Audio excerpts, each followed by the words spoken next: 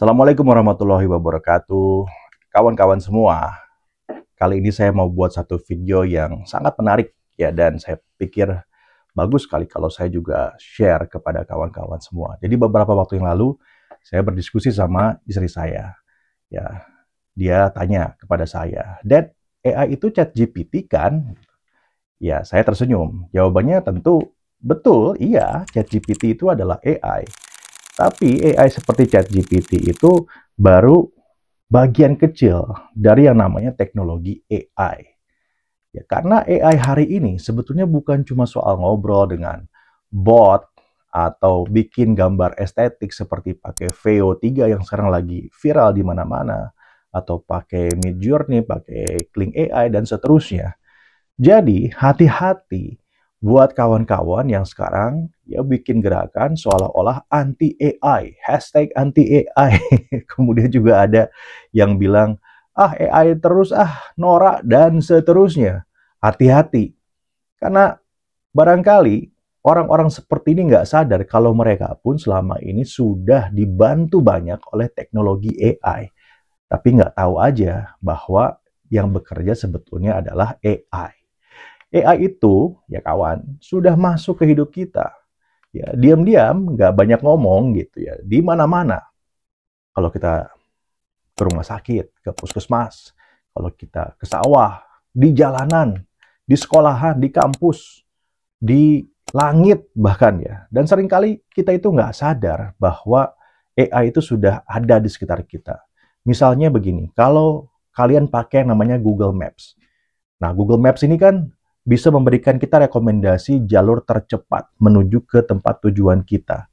Dan bahkan dia sudah tahu umumnya atau rata-rata kita itu bergerak menggunakan kendaraan apa, lewat jalur mana, dan dari mana. Nah, itu adalah AI. Atau juga misalnya kalau Anda nonton Netflix atau nonton YouTube, seolah-olah tahu video-video yang paling kamu suka. Tahu juga bahkan mood kamu hari ini seperti apa. Itu semua bukan magic, bukan sulap. Itu adalah AI. Dan AI itu sudah membantu kita membuat begitu banyak keputusan lebih sering daripada yang kita kira. Hari ini saya ingin ajak kawan-kawan semua jalan-jalan, menyusuri, melihat wajah-wajah AI yang sesungguhnya, agar persepsi Anda tentang AI itu ya nggak kepentok dengan yang namanya ChatGPT, Gemini, DeepSeek, yaitu AI yang sering kita ketik untuk mencari informasi, untuk menemukan solusi, atau untuk menemukan jawaban. Bukan. Ya, itu hanya sebagian kecil dari AI. Orang itu memang sering menyederhanakan AI hanya sebagai ChatGPT aja, atau Midjourney aja, atau alat untuk bikin konten viral.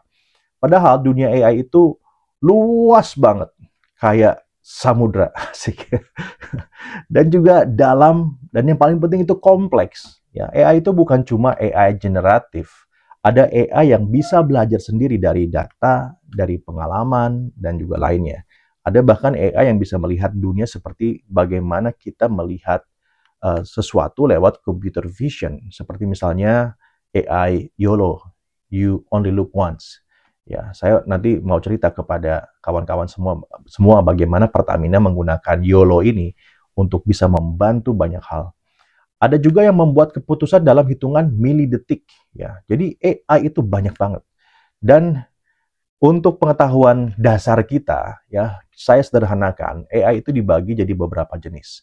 Yang pertama adalah narrow AI, yaitu spesialis AI yang fokus di satu tugas. Yang kedua disebut dengan reactive AI, yaitu merespons langsung perubahan.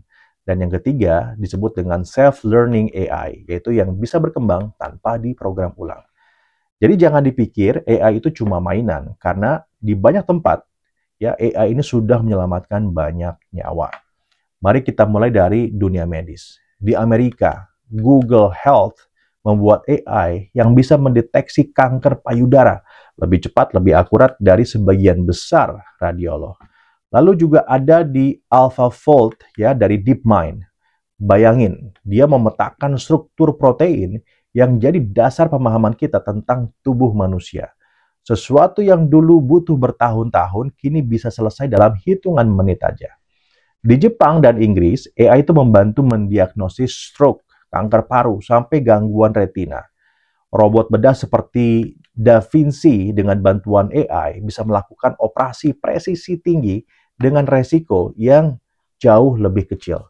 Jadi AI itu bukan hanya mempercepat, tapi dia juga bisa menyelamatkan.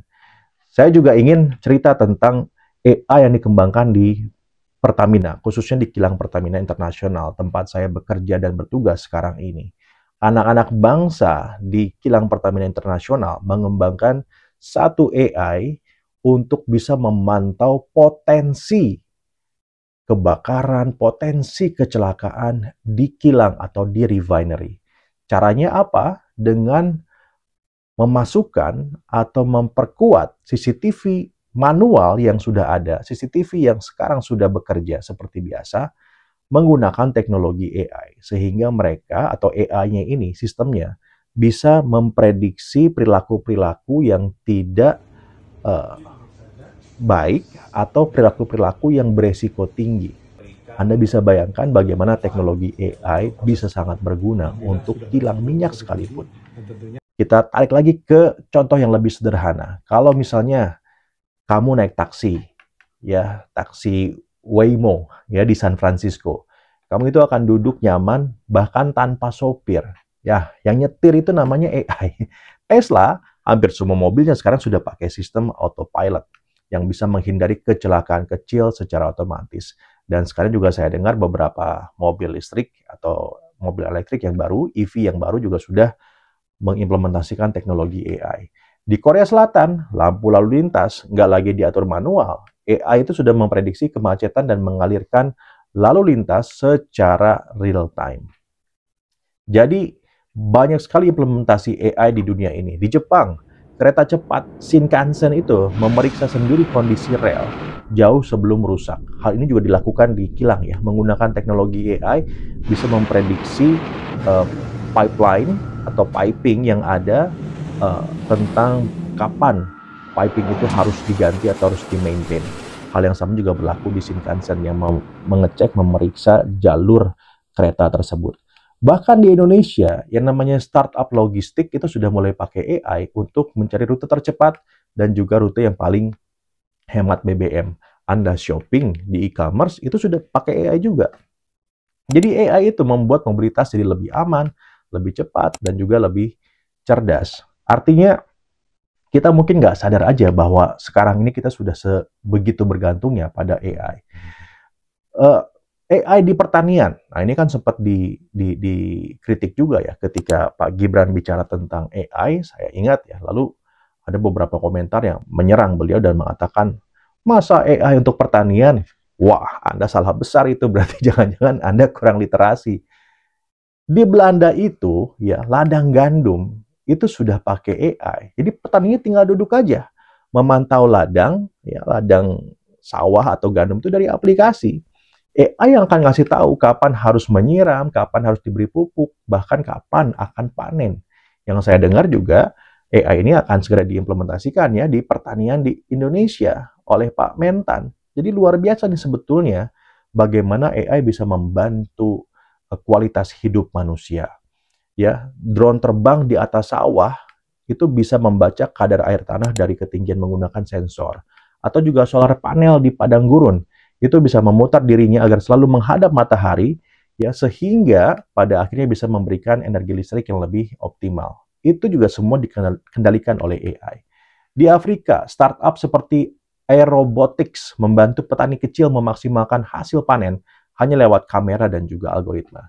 Di sini, AI itu bukan teknologi mewah, tapi alat untuk bertahan hidup, kawan-kawan semua. Bencana alam, selama ini kita hanya bisa berdoa dan bersiap. Tapi sekarang kita tuh bisa lebih daripada itu. AI dari Google bisa memprediksikan peringatan gempa 30 detik lebih cepat sebelum getaran pertama terasa. IBM membuat model AI untuk memprediksi banjir dan badai, bahkan sebelum awannya terbentuk. Di Amazon, AI membaca citra satelit dan memberi peringatan pembalakan liar. Di India, AI memberi sistem peringatan dini bagi jutaan orang di jalur badai. Jadi dulu kita mengandalkan firasat, sekarang kita itu bisa punya algoritma yang bekerja membantu kita.